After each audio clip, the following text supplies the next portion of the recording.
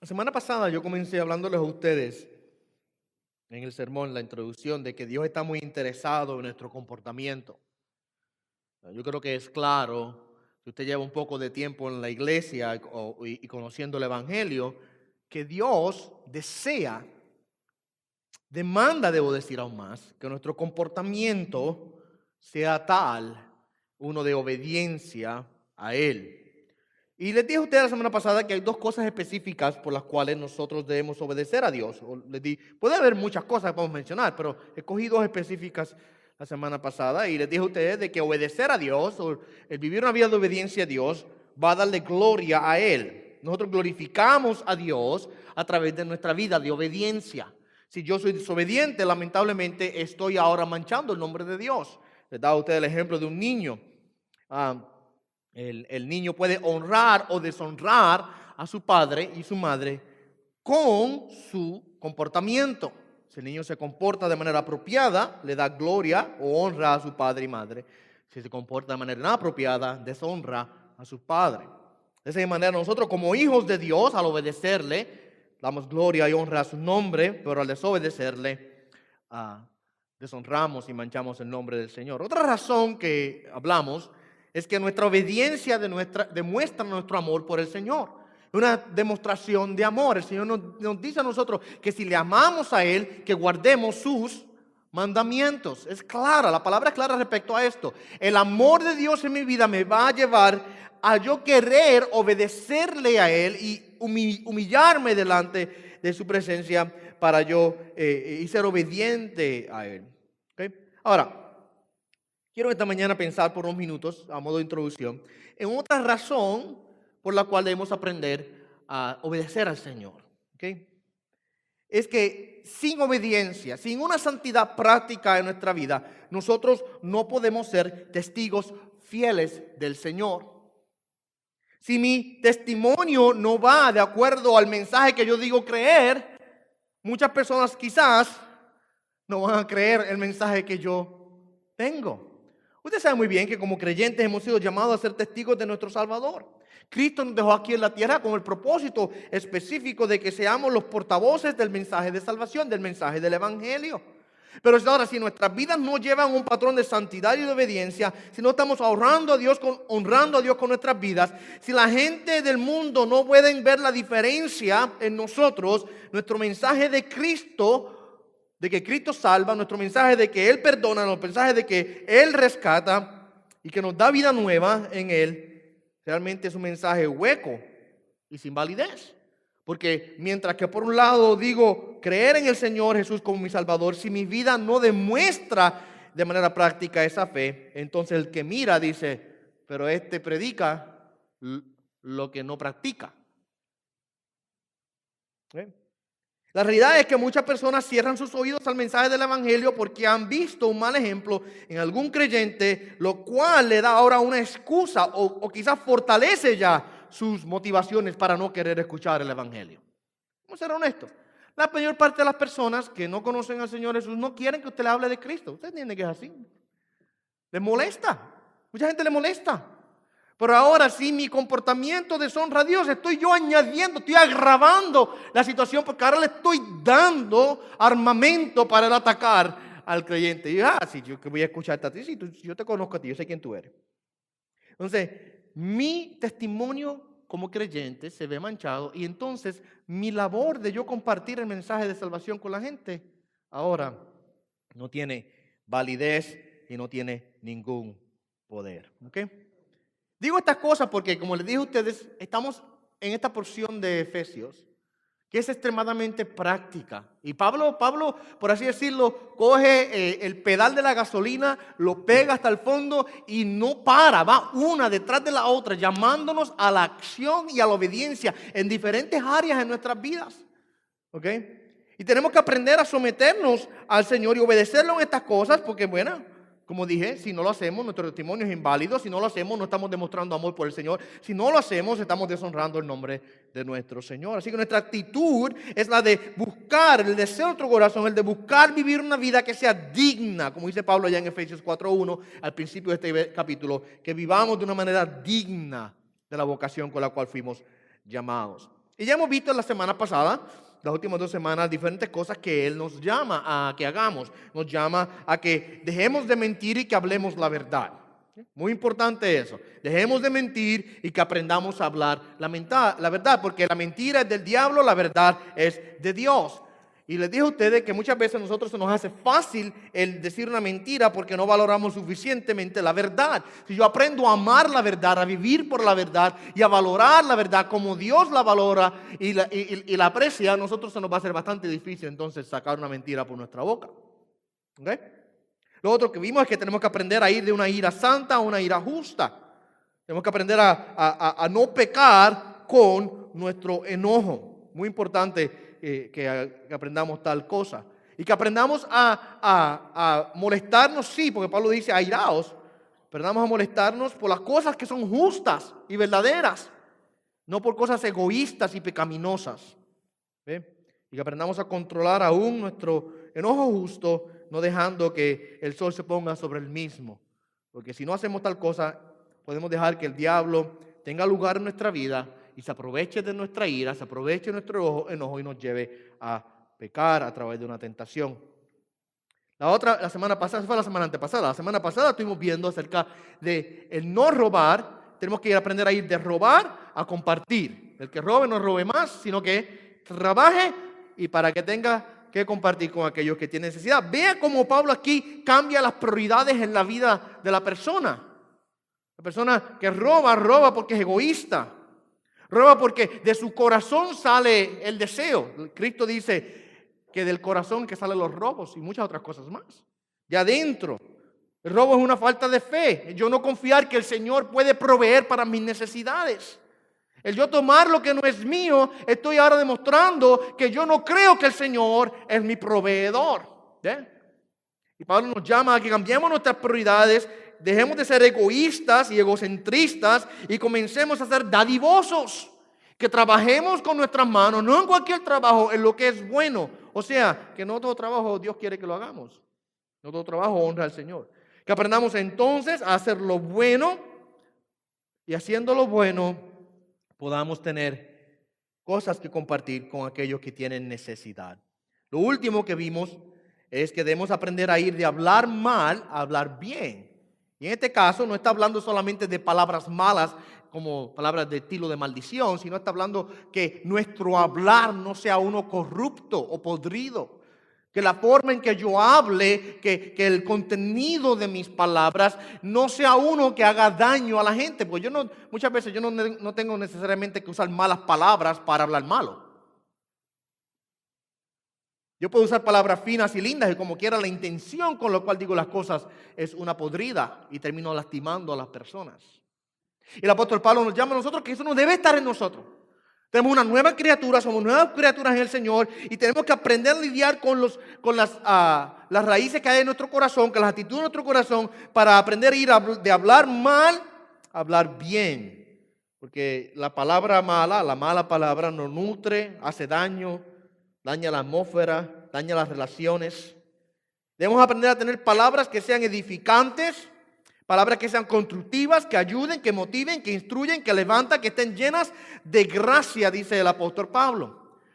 Porque si no hacemos eso, estaremos entonces contristando al Santo Espíritu de Dios que está presente en nuestra vida. Él es nuestro guía, Él es nuestro maestro.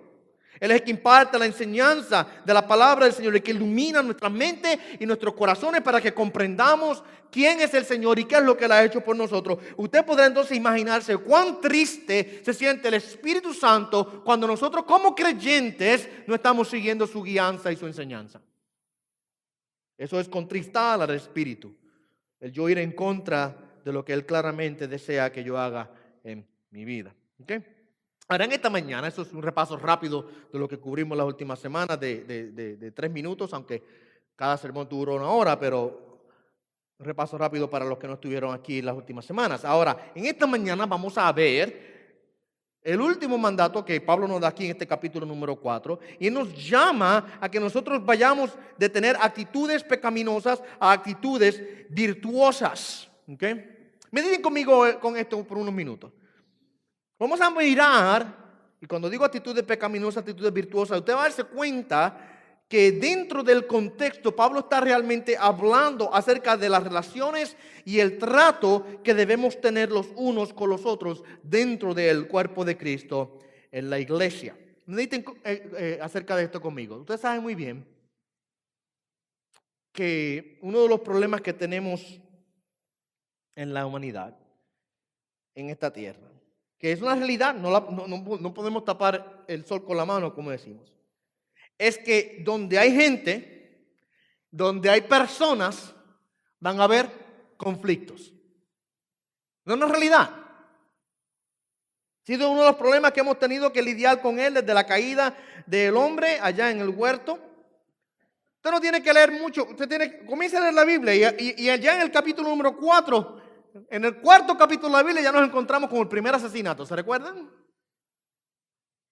Caín y Abel, Caín ofrece la ofrenda, Abel ofrece la ofrenda, Dios vio con bien la ofrenda de Abel, pero mira lo que dice el verso 5, Génesis 4, pero a Caín y su ofrenda no miró con agrado, y Caín se enojó mucho y su semblante se demudó.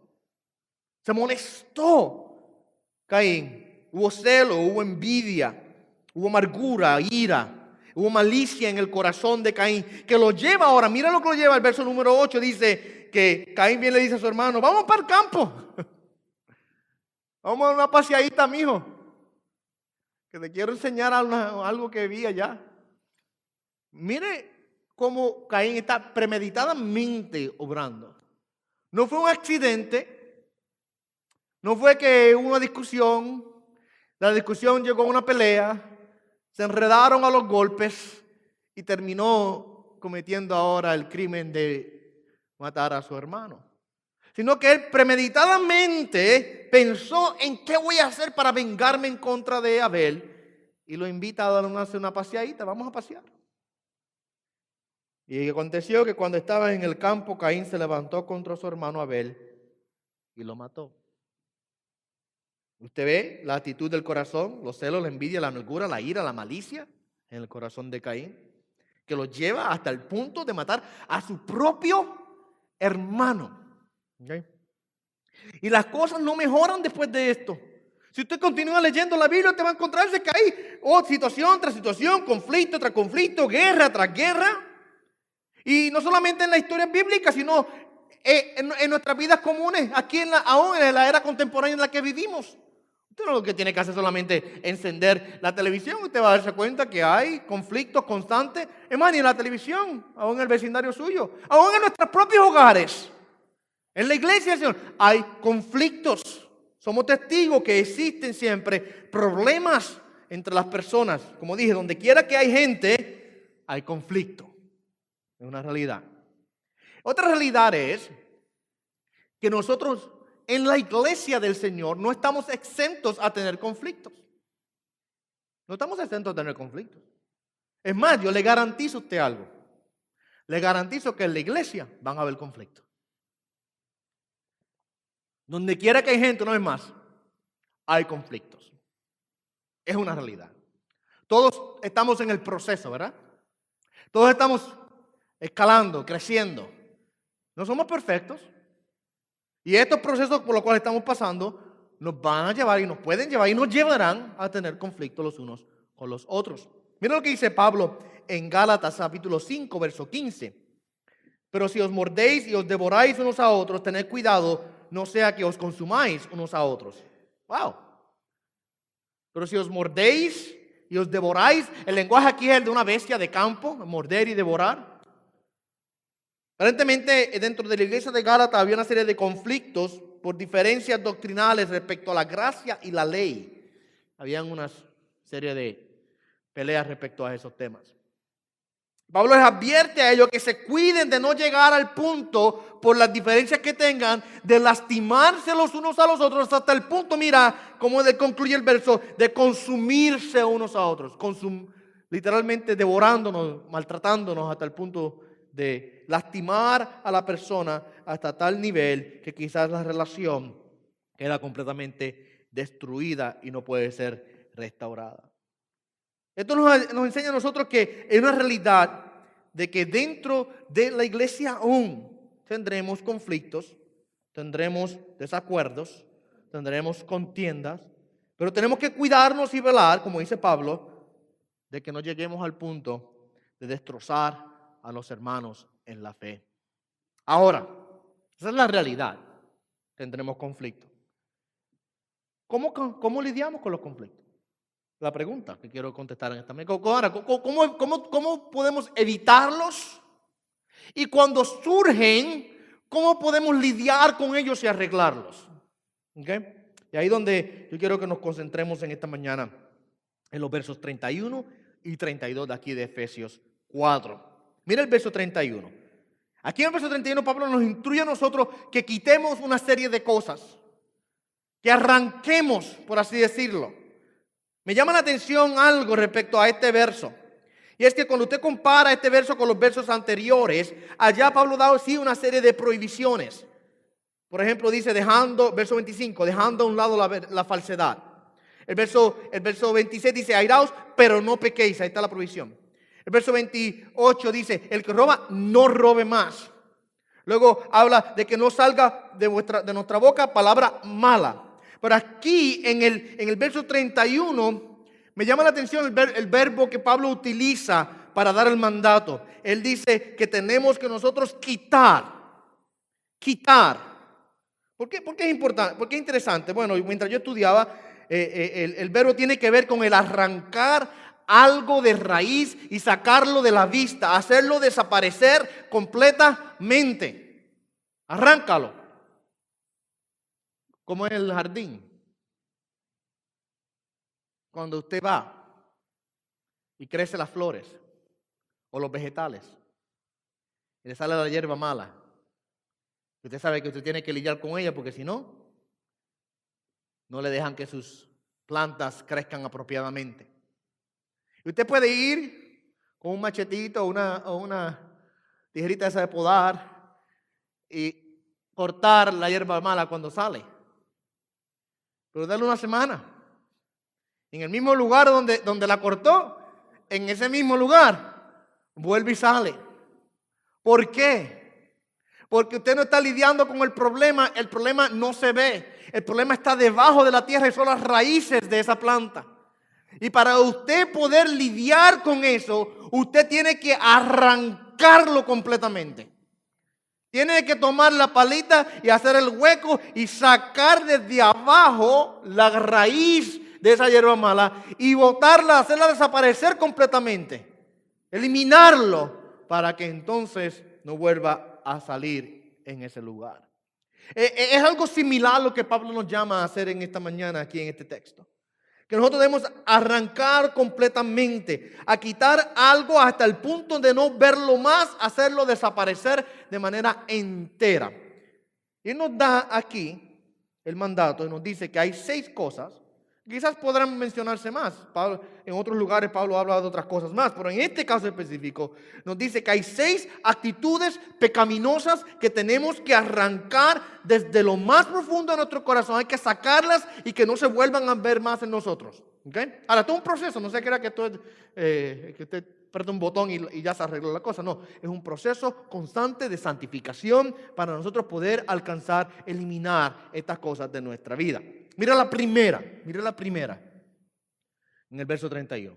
Se ha quitado de vosotros toda amargura. ¿Qué quiere decir esto? ¿Qué es la amargura? La amargura podemos definirla como una actitud que refleja un resentimiento ardiente. La persona dentro de sí, aunque quizás tú no lo vea por fuera, pero dentro de sí, la persona está resentida de manera profunda contra alguien. Por lo general es porque se le hizo algo malo o fue víctima de algo. La persona quizás recibió algún ataque, quizás recibió alguna ofensa y ahora el no dejar ir, el no aprender a perdonar, lleva a la persona a estar en un punto, en un nivel de resentimiento profundo en contra de otra persona, en contra de un grupo de personas, en contra de alguna organización, etcétera, etcétera. También podemos decir que es una disposición a estar constantemente pensando en el mal que he sufrido. Por lo general se distingue como una queja constante por tal mal. Ya personas Usted no le pregunte cómo está. Porque la historia a veces es la misma. De cuán mal están. De cuán sufrido están. De cuánto daño le han hecho. La persona realmente en esa actitud, en esa posición, está amargada. Esa posición lo que lleva ahora a la persona a tener una actitud llena de rencor. Entonces se enojan con todo el mundo. Están amargados con todas las personas, especialmente con el que le hizo el daño. Pero ahora todos aquellos que quizás no estén de acuerdo con él o con ella o que quieran corregirle, también son ahora el blanco de su amargura. Y están completamente irritados, como dije. Hay una disposición a estar constantemente pensando en el mal que han sufrido. ¿Sabes? Eso es tan peligroso. Miren, la realidad es que en la tierra, si usted piensa que en la tierra todo va a ser color de rosa, no sé en qué universo usted está viviendo, vamos a tener problemas, vamos a tener conflictos y nos van a herir. Lo que usted hace con eso es diferente ahora. Lo que va a hacer la diferencia en su vida. Me hirieron. Ahora voy a estar toda la noche peleando el sueño, pensando en la ofensa. Y todo el día en mi corazón alimentando el sentimiento de amargura. Y cuando pasa la semana y pasan los meses y todavía estoy y voy de tener quizás un poco de amargura pequeña hasta que llega un punto que es un rencor tan y tan profundo que llego al nivel de estar completamente irritable. No me pueden ni hablar, no me pueden ni siquiera dirigir la palabra, porque siempre en mi boca va a haber una palabra venenosa, siempre en mi corazón va a haber una actitud violenta o irritable. Eso no es saludable de ninguna manera. Debemos aprender a sacar, como dice Pablo, a arrancar la amargura desde adentro. Hay que sacarlo. No se quede con esa actitud de víctima toda su vida, pensando en el mal que le hicieron, sufriendo, reviviendo el sufrimiento. Aprenda a sacar de sí el rencor, aprenda a sacar de sí esa amargura. Y deje de estar constantemente pensando en lo mucho que le han hecho, en el mal que ha sufrido. Si usted no aprende a dejar ir y a entregarle las cosas a Dios y dejar que el Señor sea el que se encargue y darle lugar a la venganza y a la ira del Señor, déjalo en las manos del Señor, usted va a vivir una vida, mi amado hermano, completamente infeliz.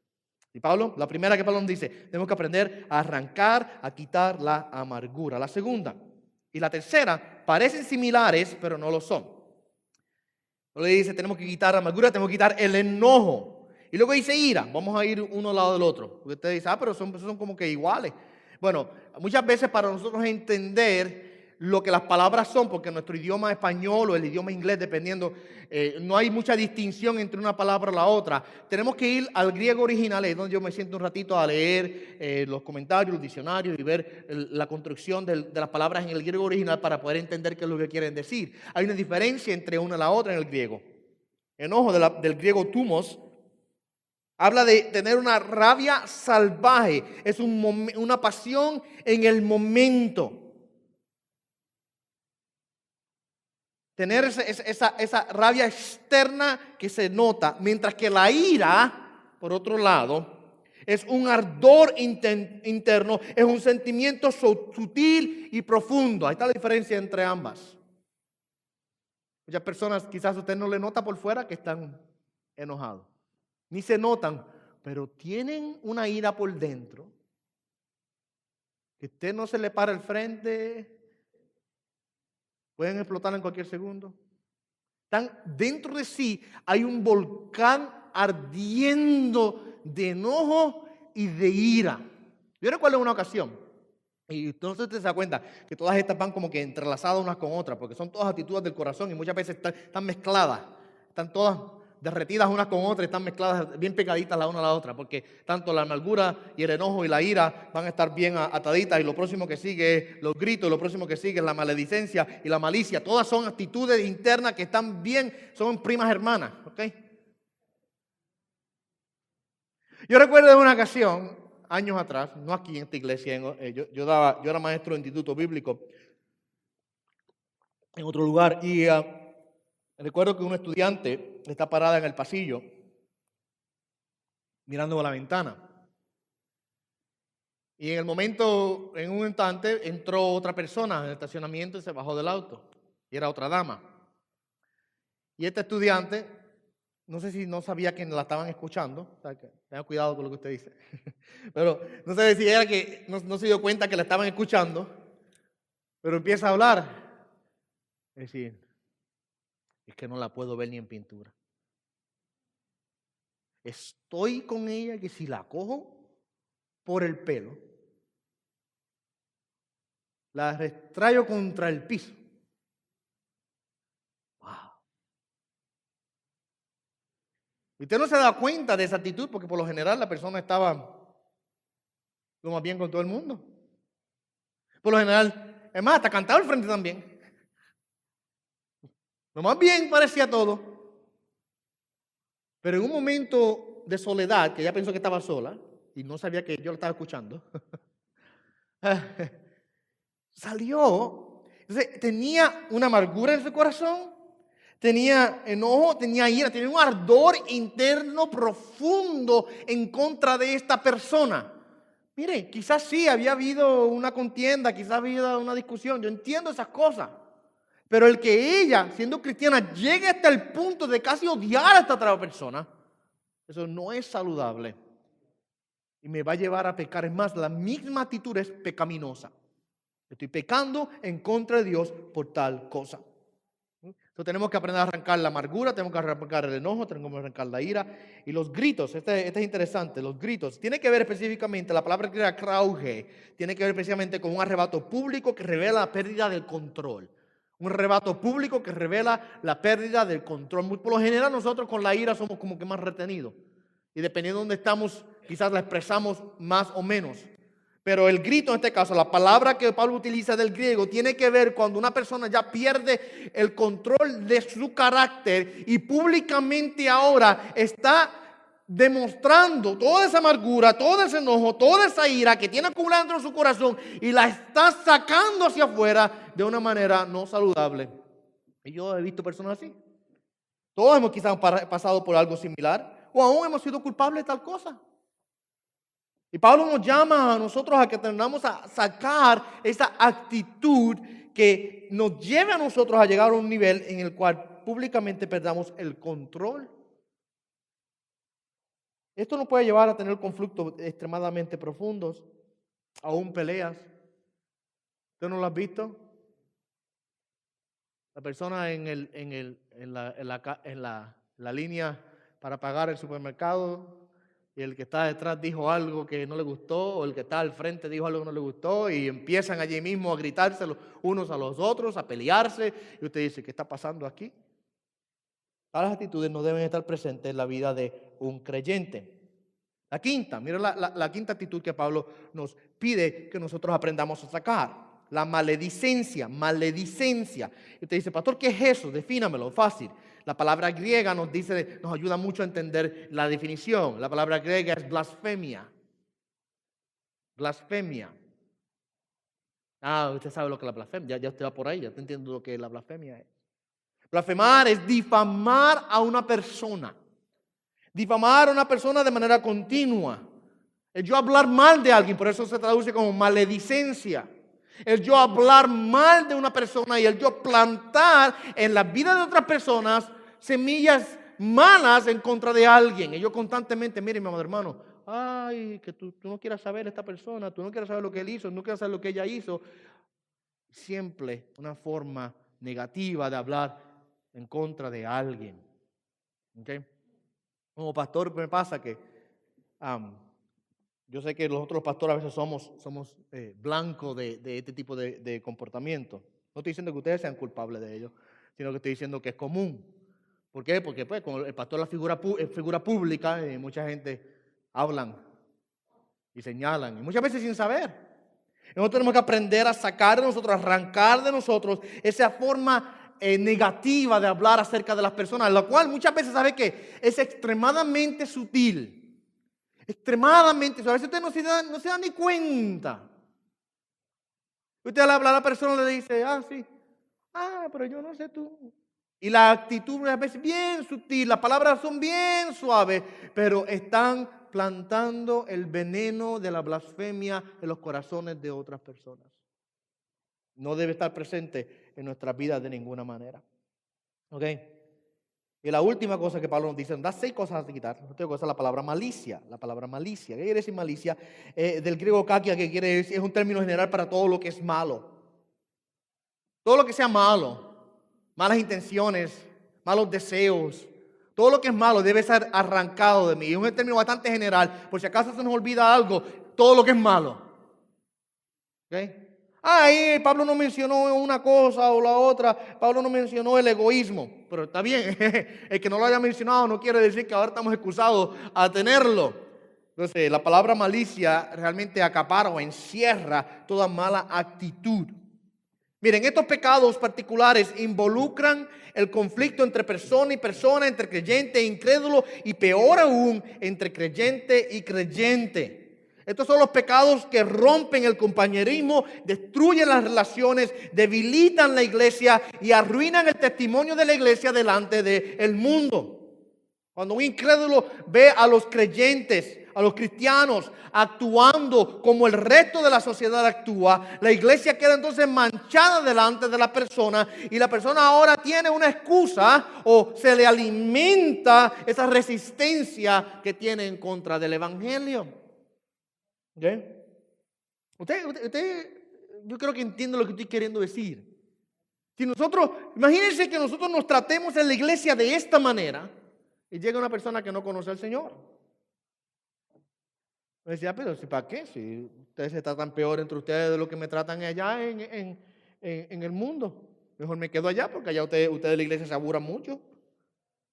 Así que estos pecados, mis amados hermanos, son extremadamente destructivos, especialmente en las relaciones dentro de la iglesia del Señor. La iglesia se ve debilitada y el testimonio se ve manchado. Miren, no es una opción. No es una opción, esto no es opcional. Estamos bajo una obligación ahora puesta sobre nosotros por Dios mismo a remover estas cosas de nuestros corazones. Y no hay excusas. No hay excusas para nosotros dejar que este tipo de actitud pecaminosa permanezca en nuestros corazones. Porque nosotros somos muy buenos inventando las excusas. Es que si tú supieras lo que a mí me han hecho. Y comenzamos entonces a justificar nuestro enojo. Y comenzamos entonces a justificar nuestra ira. Y comenzamos a justificar nuestra amargura. Y comenzamos a justificar la maledicencia y la blasfemia. Y comenzamos a justificar la malicia en nuestro corazón. ¿Por qué? Porque me hicieron algo malo. Y nos hacemos ahora, tomamos la posición de víctima. Es más, y esa es una de las excusas que la gente más usan para justificar sus actitudes pecaminosas. Es que yo soy la víctima aquí. Y como la víctima ahora yo tengo el derecho de yo atacar, enojarme, molestarme, gritar, tirarme al suelo como un nene chiquito y dar patadas también. Porque la actitud, la posición ahora de víctima lleva a la persona a pensar que su pecado es justificado. Tú supieras lo que a mí me han hecho. De ninguna manera yo estoy invalidando el sufrimiento. Es real y es verdadero. Yo entiendo eso. La traición duele. Cuando nos hacen algo malo, duele. Cuando nos critican, duele. Cuando nos ofenden, duele. Yo no estoy disminuyendo el dolor de esos pecados que podamos nosotros ser víctimas de ellos o recibirlos. No estoy disminuyendo de ninguna manera. Pero ahora lo que yo hago con eso es lo que va a hacer la diferencia en mi vida. Lo que yo haga con el ataque que yo reciba va a hacer una gran diferencia en cómo yo ahora actúo y si yo permito entonces que estas actitudes que acabo de mencionar, desde la amargura hasta la malicia, sean las que rijan y gobiernen mi corazón. No hay excusa, una vez más, para yo justificar el pecado. Acuérdense que 2 pecados no hacen algo bueno. Pecaron en contra mía. Pues ahora yo voy a enojarme, a irarme, a maldecirle, a atacar a la persona por lo que me hizo. 2 negativos no hacen un positivo. ¿Ok? Lo que yo haga con mi sufrimiento, Lo que yo haga con tal cosa va a distinguir cuáles son las prioridades de mi corazón. Y yo creo que nosotros tenemos un buen ejemplo a seguir en Cristo Jesús, nuestro Señor. Nosotros pensamos que somos víctimas a veces, pero ¿sabes qué? Que en realidad es esta, ninguno de nosotros somos realmente víctimas. Ninguno de nosotros somos realmente víctimas. ¿Sabes por qué? Porque todos nosotros somos realmente pecadores. Es que esté libre de pecado, dijo el Señor. Avance, aviente la primera piedra, a ver quién es el que la tira. Y nadie la lanzó, ¿por qué? Porque nadie está libre de pecado. Entonces, si alguien me ofende a mí, por favor, no tome la posición de que yo soy el más santo de los santos y que soy una víctima ahora que estoy sufriendo. No tome esa posición. Porque hubo una sola víctima, realmente una sola víctima fue Jesucristo. Y Él se sometió voluntariamente a ese sufrimiento. Porque Él era santo, nunca había pecado. Así que Él realmente podemos decir que fue una verdadera víctima. Nosotros no. Somos todos pecadores. Que tenemos necesidad de perdón. Que tenemos necesidad de restauración. Amén. Así que tenemos que aprender a arrancar estas cosas. Lo otro, el segundo punto. Tenemos que entonces a tener actitudes santas en nuestras vidas. Tenemos que aprender a tener actitudes santas en nuestras vidas. Mira el verso 32. Sed más bien amables unos con otros, misericordiosos, perdonándoos unos a otros, así como también Dios os perdonó en Cristo. Pablo dice, arranca 6 cosas de tu vida, 6 malas actitudes, y nos dice ahora, tienes que tener 3 buenas actitudes santas en tu vida. La número 1, tenemos que aprender a ser amables. Otra palabra que podemos utilizar es bondadosos. Amables o bondadosos. Esta es una característica que distingue a Dios mismo. Dios en su naturaleza es bondadoso, es amable, es bueno. Dios es bueno. Y Dios es bueno de manera general con todo el mundo y de manera especial con sus hijos. La Biblia nos dice a nosotros que Él es bondadoso y que la bondad de Dios nos lleva al arrepentimiento. Romanos 2:4. En Lucas 6:35, allí el Señor Jesús nos dice que Dios, el Padre, Él es bondadoso aún con los ingratos y con los perversos. Con todo el mundo Él es bondadoso.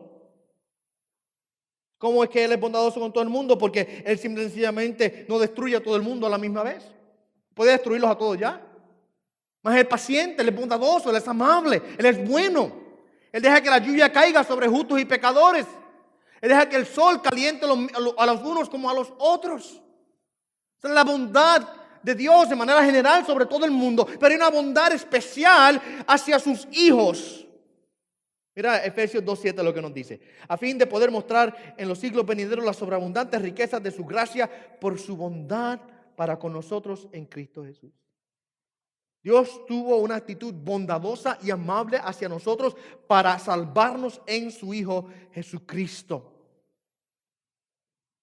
Dios tiene una bondad, como dije, general con todo el mundo y una bondad especial con sus hijos. Porque a través de su bondad Él nos salvó, no por nuestras obras, sino por su misericordia. ¿Okay? Por su santa misericordia. Algo interesante que tenemos que pensar es que la bondad de Dios no depende de los bondadosos que nosotros somos. La realidad es que nosotros no merecemos la bondad divina. No merecemos su favor. Nosotros no merecemos que Él sea bueno para con nosotros. Si Dios va ahora a medir el nivel de bondad que Él va a tener con nosotros, de acuerdo a cuán merecederos somos de esa bondad, déjenme decir la mano que ninguno de nosotros la recibiríamos. No somos merecedores de la bondad divina. Mas Él lo hace por su misericordia.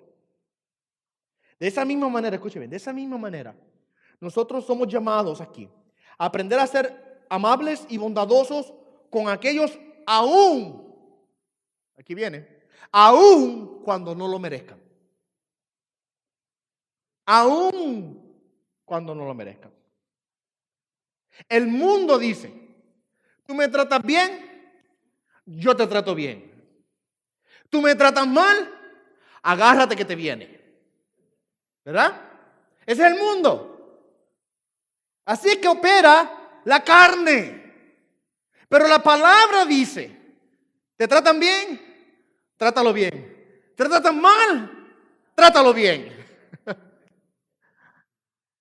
Tenemos que bendecir a los que nos maldicen, dice la Escritura. Tenemos que amar a nuestros enemigos, dice la palabra. Ay, si no puedes decir amén, diga ouch. Ahora, esto no es algo natural que surge en el hombre de esa manera así, de manera natural y común. Esto es un fruto del Espíritu Santo en nuestras vidas. Gálatas 5:22 dice más, el fruto del Espíritu es amor, gozo, paz, paciencia, benignidad, bondad, fidelidad. ¿La ve ahí? El Espíritu Santo es el que tiene que producir, es el que produce en nuestra vida esta actitud de ser amables los unos con los otros. Especialmente en el cuerpo, en la iglesia del Señor. No mida su bondad de acuerdo a cuán merecida la persona sea de tal cosa. Al final al cabo, tenemos que ser honestos que ninguno de nosotros merecemos tal bondad. Y si expresamos bondad los unos con los otros, lo hacemos por pura misericordia y por gracia. ¿Ok? Muy importante. Tenemos que aprender también entonces a someternos al Espíritu de Dios. En obediencia. Si queremos aprender a ser bondadosos, tenemos que someternos al Espíritu para que el fruto del Espíritu crezca en nuestros corazones. ¿Ok? La segunda actitud que Pablo nos da aquí. Primera, amable, bondadosa. La segunda es misericordioso. Misericordioso. Es aprender a tener ahora, a ser compasivo, a tener un corazón compasivo o un corazón tierno. Tierno. Es más, la versión en inglés dice específicamente eso. Tenemos que aprender a tener un corazón tierno. Dice tender hearted. Un corazón tierno en nosotros. Esta actitud refleja un sentimiento profundo de empatía hasta el punto de dolerme la condición de necesidad de la otra persona. Es el yo sentir en mí el dolor del otro, es lo que quiere decir.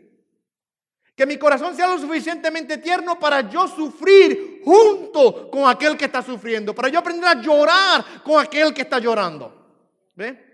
Es que el dolor de mi hermano se convierte en el dolor mío.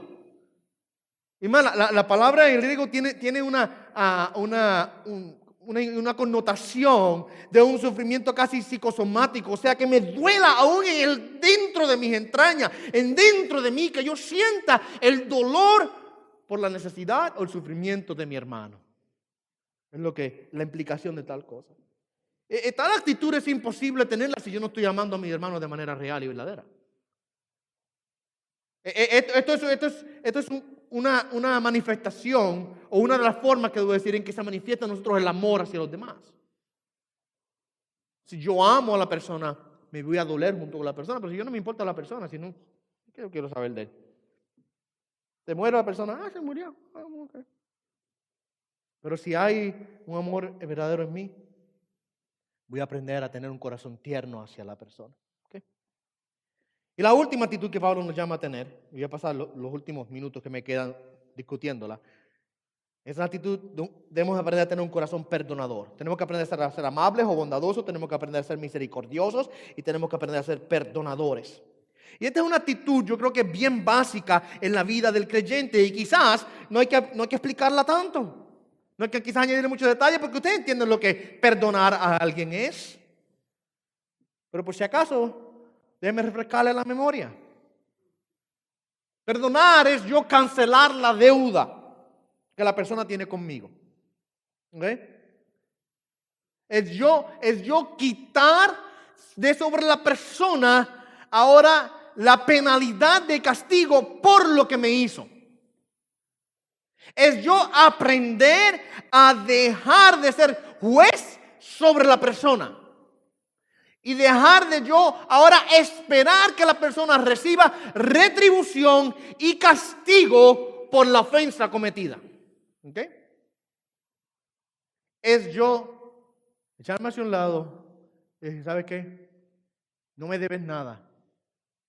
No voy ahora a juzgarte, ni tampoco voy a buscar condenarte, ni tampoco voy a buscar castigarte. Déjalo que el Señor sea que se encargue. Así que parte de perdonar es yo aprender que mi posición no es la de ser juez. ¿A quién le pertenece esa posición? A Dios. ¿Ok?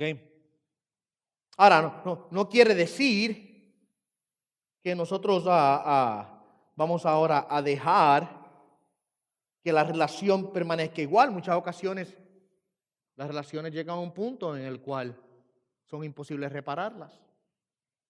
Puede ocurrir. Puede ocurrir relaciones interpersonales.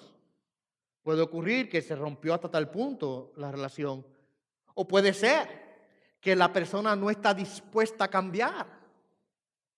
Simplemente no está dispuesta a cambiar. Y mientras yo permanezca al lado de esta persona, va a seguir hiriéndome. Mientras yo permanezca en esta relación con esta persona, sea de amistad o de una relación íntima, lo que sea, voy a continuar sufriendo bajo el pecado de esta persona. Puede ser que esa sea la realidad. El aprender a perdonar no quiere decir ahora que yo voy a quedarme quieto en ese lugar recibiendo golpes de manera injustificada. Muchas veces va a requerir el yo decirle a la persona, ¿sabes qué? La relación entre tú y yo tiene que tener un límite ya. Puede ser que llegue a ese nivel. Porque si la persona en su pecado quiere permanecer y no quiere cambiar, mire, usted tiene que a veces aprender a decir, me voy a caminar por otro camino porque el camino que tú quieres llevar es muy doloroso para mí y no puedo ir por ahí. O la persona quiere continuar en el pecado, no quiere abandonarlo. Ahora, ¿quiere decir que yo no lo voy a perdonar o no la voy a perdonar? Oh, no, mi amado hermano. Yo puedo aprender a perdonar aun cuando la relación quizás no esté en el legal que quisiéramos que estuviese. Porque el perdonar no requiere ahora que la persona cambie. Acuérdense que el perdón no es en el corazón del pecador. El perdón está en el corazón del ofendido. Pues hasta que no cambie no lo perdono. Pues, pasarás la vida entera esperando que cambie para perdonarlo. Entonces ¿sabes lo que te va a pasar, verdad? Entonces van a abrirse la puerta a las cosas que dijimos que hay que quitar. A la amargura, al enojo, a la ira, a los gritos, a la blasfemia, a la malicia. Se abre la puerta a todas esas cosas. Porque la falta de perdón en mi corazón hacia la persona me va a llevar a odiarlo, a detestarlo, etcétera, etcétera. Y no es más, no depende de que la persona realmente haya cambiado. Depende de que yo aprenda a dejar ir a la persona y a quitar ahora la deuda y la culpa de sobre la persona de parte mía. ¿Sabe qué? Yo no te voy a juzgar ni te voy a condenar. ¿Ok? Recordemos que el perdonar a una persona no quiere decir que la persona lo merezca. No quiere decir que usted perdonar a alguien quiere decir que la persona merece su perdón. Es más, el perdón es un acto de amor, misericordia y de gracia de nuestra parte que la persona no lo merece. ¿Okay? Como dije una vez más, nuestra forma de actuar con esa persona puede cambiar. No quiere decir que vamos a regresar a una situación dañina. No quiere decir que vamos a regresar a una relación que nos lastime. Pero sí quiere decir que vamos a librarnos del mal que cometieron contra nosotros. Nosotros le vamos a eliminar esa deuda, es decir, no te voy a juzgar. Déjeme repasar una parábola en el Nuevo Testamento, en los labios de nuestro Señor Jesús, que habla un poco acerca del perdón y que me va a llevar al último punto que quiero hacer, la razón por la cual nosotros debemos aprender a perdonar. En el libro de Mateo, capítulo 18, verso 21 al verso 35, tenemos una parábola interesante allí. Ahí es donde el Señor Jesucristo le contesta la pregunta a Pedro, que Pedro le hace respecto: Señor, ¿cuántas veces tengo que perdonar a mi hermano? Y el Señor le responde: 70 veces 7.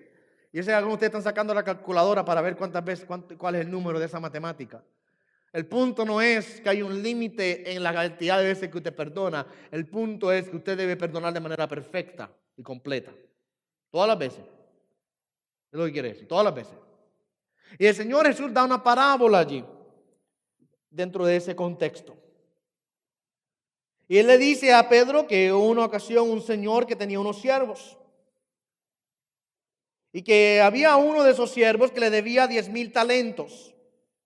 10,000 talentos. Mire, para ponerlo en contexto. Lo que este siervo le debía a este señor era más de lo que él podía ganar en toda su vida trabajándole para el Señor. ¿Okay? Más de lo que él podía ganar en toda su vida de trabajo. Puede vivir 100 años y 100 años trabajando y no podía pagar la deuda. Para que entiendan cuán grave era la deuda. Le tocó pagar la deuda y el Señor le dice, bueno, ¿no tienes con qué pagar? Pues, da la orden. Llévenselo. Véndanlo. Vendan a su mujer, vendan a sus hijos, vendan todo lo que tiene para que por lo menos pague algo la deuda. Véndanlo a él, vendan a la mujer, vendan a los hijos y todas sus posesiones. Para ver si logramos recuperar lo que debe. Y el siervo dice que cayó a los pies de su amo, pidiendo misericordia y paciencia. Y le dice, Señor, ten misericordia de mí, que yo te voy a pagar todo lo que que todo lo que te debo te lo pagaré. Es una mentira, porque en realidad es que era tanto lo que debía, que aunque trabajase toda su vida no se lo voy a poder pagar. Pero está rogándole al Señor que tenga misericordia de él y sea paciente con él. Sé paciente conmigo, yo voy a tratar de pagarlo. El Señor dice que tuvo compasión del siervo. Mira lo que dice, y lo soltó y le perdonó la deuda. El siervo pidió paciencia, o sea, tiempo. Dame más tiempo, un poquito más de tiempo, que yo voy a buscar la manera de recoger todo ese dinero que te debo, te lo voy a traer. Dame más tiempo, please. Lo que él está pidiendo. El Señor nos dice, está bien, tienes una semana. A ver cómo la acumula. No, ¿qué dice él? Que fue movido a compasión, tuvo compasión por el siervo y le dijo al siervo, no me debes nada, vete, no me debes nada, te cancelo la deuda. ¿Okay? Ahora, cuando ese siervo sale delante de su amo, dice que se encontró con un consiervo suyo que le debía 100 denarios. Unos cuantos pennies, ¿ok? Usted sabe los centavitos nosotros. Nada, no veía nada en valor. Nosotros a veces los dejamos hasta caer al piso y a veces ni nos molestamos doblarnos para recogerlo. Si fuera una peseta quizás me doblaba, pero un penny, no sé si me lo... Su consiervo le debía nada. Nada. Y él va entonces ahora donde su consiervo y dice que echándole la mano lo ahogaba y le decía, págame lo que debes. Y su consiervo cayendo a sus pies le suplicaba diciendo, ten paciencia conmigo y te lo pagaré. Sin embargo, dice el texto, él no quiso, sino que fue y lo echó en la cárcel hasta que pagara lo que debía. Fue, lo acusó legalmente delante del juez, lo que quiere decir. Ese me debe, arréstenlo para que pague. Cuando vieron sus consiervos lo que había pasado, se entristecieron mucho y fueron y contaron al Señor todo lo que había sucedido. Y dijeron al Señor, mire, ese siervo lo que hizo. Y el Señor llama al siervo y dice, siervo malvado, yo te perdoné toda aquella deuda porque me suplicaste. ¿No deberías tú también haberte compadecido de tu consiervo, así como yo me compadecí de ti? Y el Señor se enfureció grandemente con el siervo y lo llevó y lo mandó a los verdugos. Una parábola, esto no es historia real, una parábola para llevar una enseñanza. ¿Cuál es la enseñanza aquí? El Señor perdonó al primero mucho, mucho, mucho más de lo que el segundo le debía a él. ¿Ven? Ahora, para que lo pongamos ahora en contexto de nuestra vida, ¿cómo se aplica? Pablo nos dice aquí que debemos aprender a ser perdonadores. Tenemos que perdonándonos unos a otros, así como también Dios os perdonó o nos perdonó en Cristo. La parábola viene aquí a la luz. Echa luz a esto. Mida usted, ponga en balanza, pese por favor, cuánto Dios te ha perdonado a ti. Y dime ahora tú a mí si estás justificado en no perdonar tú a tu hermano. Es la parábola. El Señor le perdonó mucho más al siervo, pero el siervo no podía perdonarle unos centavitos al otro. Cuando yo comparo, cuando yo pongo ahora en contraste la cantidad de perdón que yo he recibido de parte del Señor y la ofensa ahora que alguien me ha hecho a mí, mi amado hermano, no hay comparación. No hay comparación. No hay forma de medirlo, no hay forma de compararlo, no hay forma de cuantificarlo. Entonces, ¿cómo yo voy ahora a aguantar juicio sobre alguien y no querer perdonar a alguien simplemente porque me hicieron una ofensa cuando Dios me perdonó a mí miles de ofensas? Si hemos sido perdonados en Cristo, si hemos experimentado el perdón en nuestras vidas de parte de Dios, si comprendemos la grandeza del perdón de Dios para nosotros, ¿cómo nosotros podemos ahora decirle a alguien, no te puedo perdonar? Una persona que no aprende a perdonar y no está dispuesto o dispuesta a perdonar, quizás no ha entendido la cantidad de perdón que él o ella ha recibido de parte de Dios. Mi exhortación a ustedes entonces es, si usted ha gozado y disfrutado, sido recipiente de ese precioso, hermosísimo perdón de parte de Dios a través de Jesucristo, aprendamos nosotros también entonces a ser perdonadores con aquellos que nos ofenden aquí en la iglesia y en nuestras vidas. Amén.